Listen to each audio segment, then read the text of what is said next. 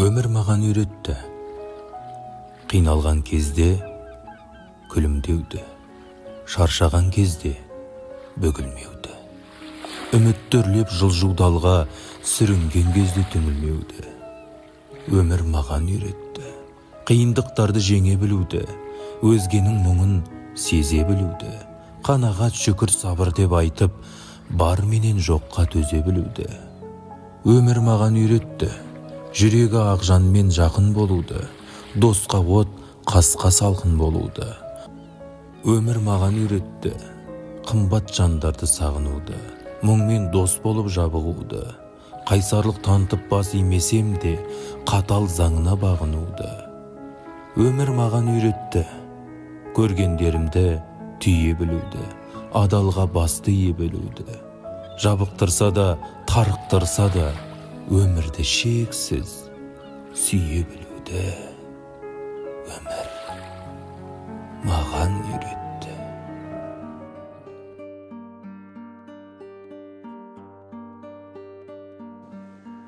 Дүниеде қуаныш бар, жан тербетер, әке өсіп, ана толып, бал ер жетер.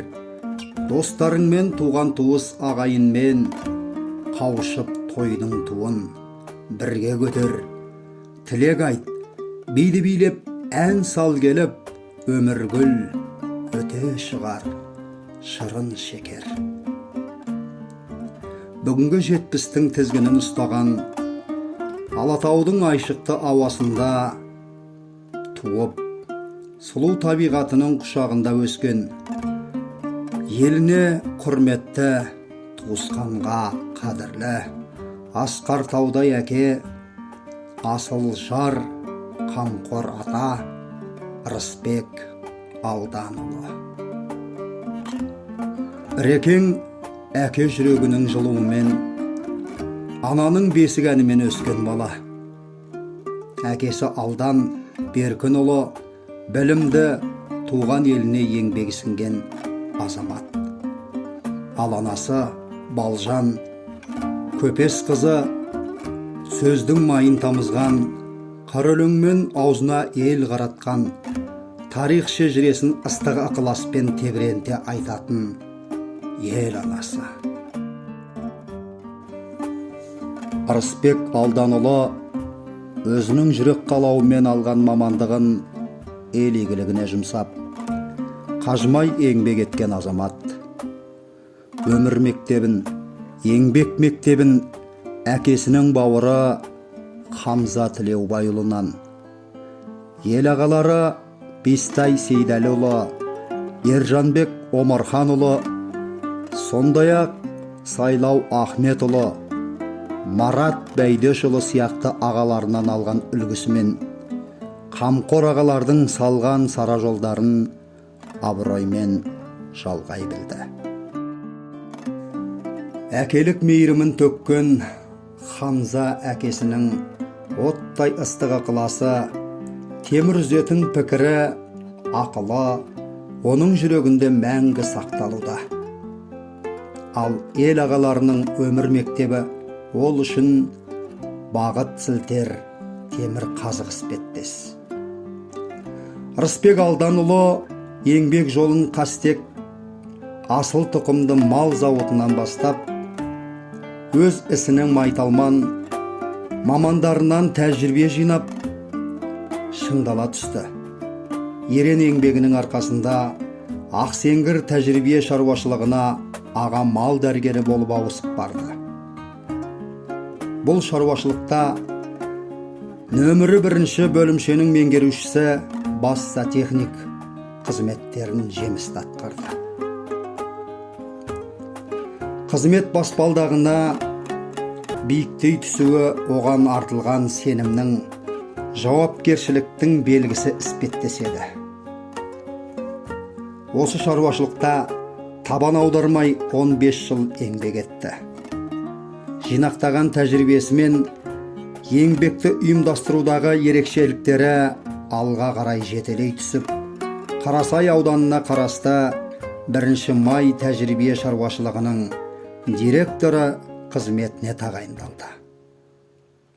2003 жылдан бастап Каменка ауылдық аймақтық әкімі 2006 жылдан бастап Қазақстан ауыл шаруашылығы министрлігінің Қарасай аудандық аймақтық басқармасының бастығы қызметінде жалғастырып, осы жұмыстан зейнет демалысына шықты. Ырысбек Алданұлы әр жұмысты жауапкершілікпен, іскерлікпен, өзіне тән шеберлікпен атқаруға тырысты. Оның қарапайымдылығы, адамгершілік қасиетті биік ұстауы адам мен ауылға қатысты мәселелер тізбегінен жас ұрпақты тәрбиелеудегі игі істерден ешқашан тыс қалған емес. Қандай қызметте жүрсе де, ол өзінің негізгі мамандығы мал дәрігерлік кәсібін естен шығарған жоқ. Еңбек ете жүріп, теория мен практиканы ұштастыра түсті. Ұзақ жылдардағы іс тәжірибесінің нәтижесінде сүт өндіру және оның құндылығын арттыру тақырыбына арналған ғылыми еңбегін сәтті қорғап шығып, ауыл шаруашылығы ғылымының кандидаты атағына қол жеткізді. Ырысбек Алданұлы мамандық таңдаумен қатар жар таңдаудан да қателеспеген жан. Ол Алла берген алтындай 4 баланың әкесі. Тұңғышы Әлия, жанына жақын, жан дүниесін түсінетін, жүрек жылуын сыйлайтын ақылды қыз. Шымыр елінің инабатты келіні. Жолдасы Мұратбек екеуі бір қыз, 2 ұл тәрбиелеп, еліміздің елшілік саласында жемісті қызмет етуде.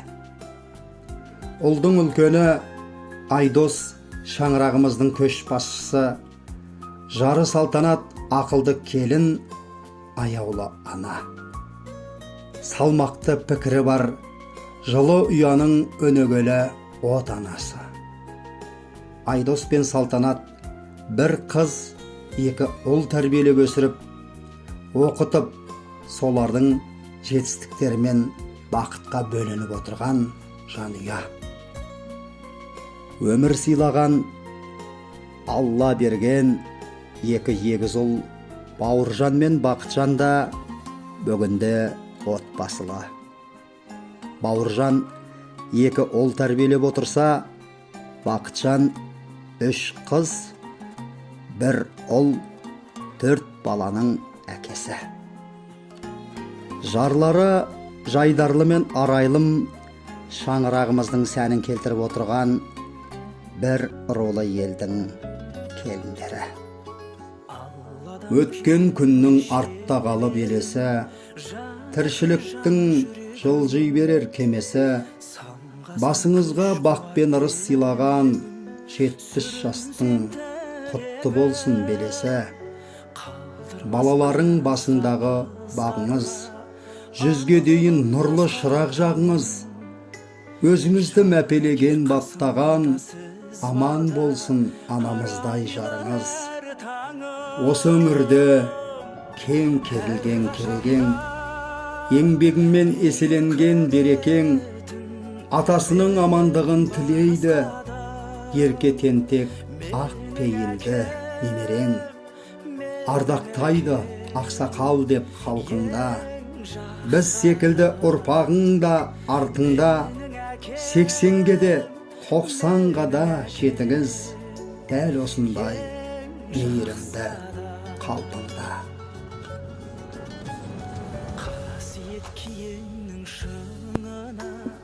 Ырысбек Алданұлы өз балаларын ғана тәрбиелеп өсіріп қоймай, сонымен қатар артынан ерген бауырлары мен қарындастарына да өмірдің үлкен жолында өз тағдырларының тізгінін ұстауға жол көрсетіп, үнемі жандарынан табына білді.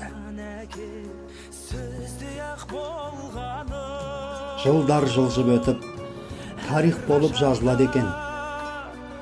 Қазір Рекең 4 құданың төрінде отырған, 4 құлынының қызығын көрген ардақты ел азаматы, немерелерінің сүйікті ата баласы.